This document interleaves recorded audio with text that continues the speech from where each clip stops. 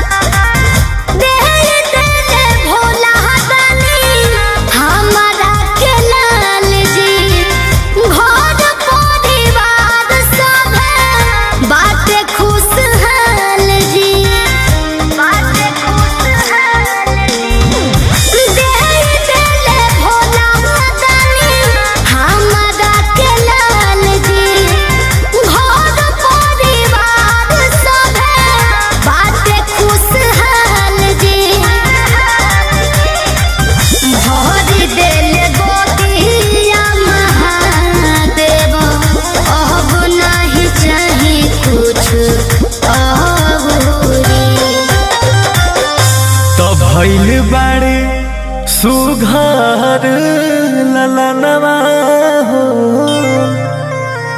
आरे भइल बाड़े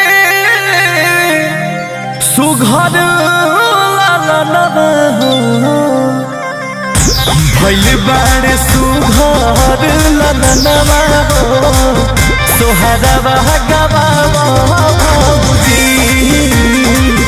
भइल बाड़े सुघर ललनवा हो, सोहरवा गवावा भौजी खोल दा तू भैया के खजनवा हो, हाँ खोल दा तू भैया के खजनवा हो, रुपया लुटावा भौजी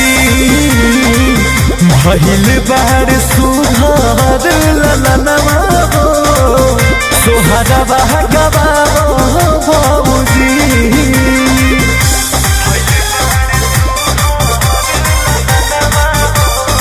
म्यूजिक बाय आर्या शर्मा।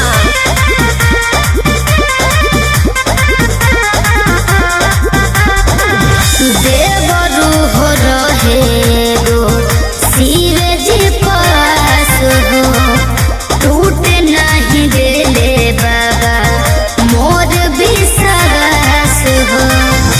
सुना असलाल भौजी भेजले हकार के, केहू नहीं के दुनिया में इनका से बढ़ के हो, इनका से बढ़ के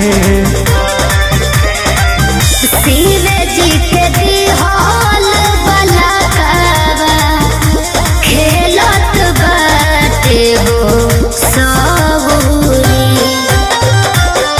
तो भइल बाड़े सुघर ललनवा हो,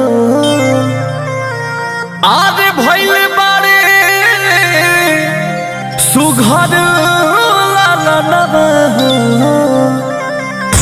भइल बाड़े सुघर ललनवा हो, सोहरवा गवावा भौजी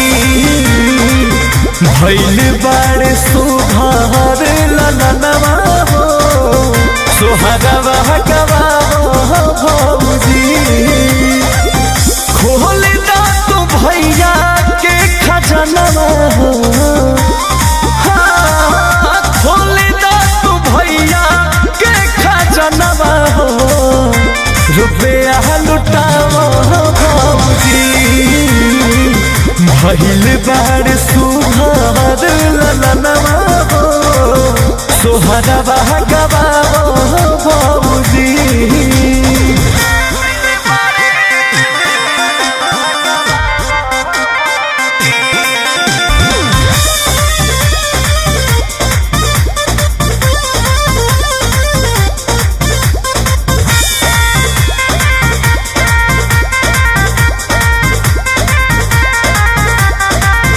बड़ी पूजा पाठ कोई ओकरे हो नतीजा,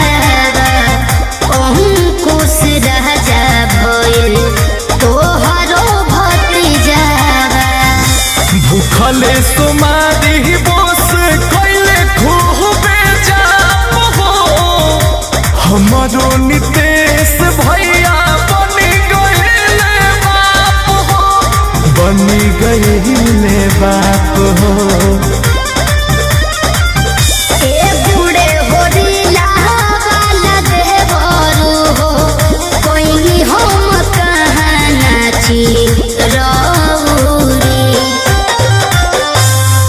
भैल बाड़े सुघर ललनवा हो अरे भैल बाड़े सुघर ललनवा हो